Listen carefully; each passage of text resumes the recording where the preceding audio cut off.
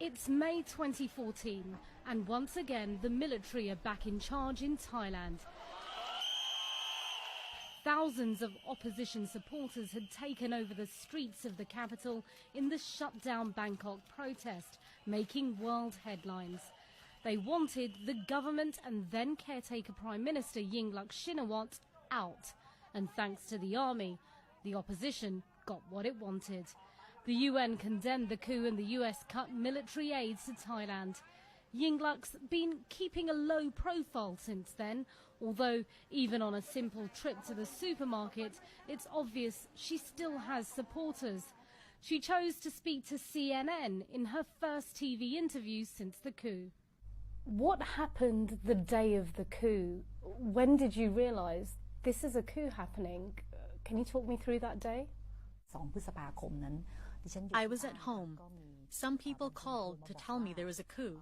At first we couldn't believe it, so we called to check and found out my cabinet members and some leaders of the opposition who were actually meeting to find a solution for the nation had all been arrested.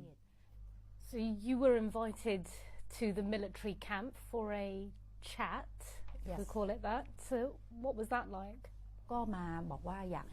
They told me to stay calm, and they asked me not to meet with groups of people for a while. They asked me not to post on Facebook. So do you feel you should have more of a right to speak out politically, have an opinion about the current situation in Thai politics? I'd like to ask for more freedom of speech for the general public, so their voices can be heard by those in power. Giving us her first TV interview in almost 2 years, Yingluck is clearly trying to raise her profile and not fade away into Thailand's political history books. Her struggles, though, aren't over yet. The first female Prime Minister of Thailand is making regular court appearances, charged with negligence in connection with a controversial government-run rice scheme, allegations she denies. I think this is totally bizarre. Its aim was to help people. The problems happened at execution level, but instead I, as a policymaker, am being prosecuted in a criminal suit. She can't leave the country without permission from the court or government. Her brother, former Prime Minister Thaksin Shinawatra, was also overthrown in a coup in 2006 and sentenced to 2 years in prison in absentia. He's living in self-imposed exile.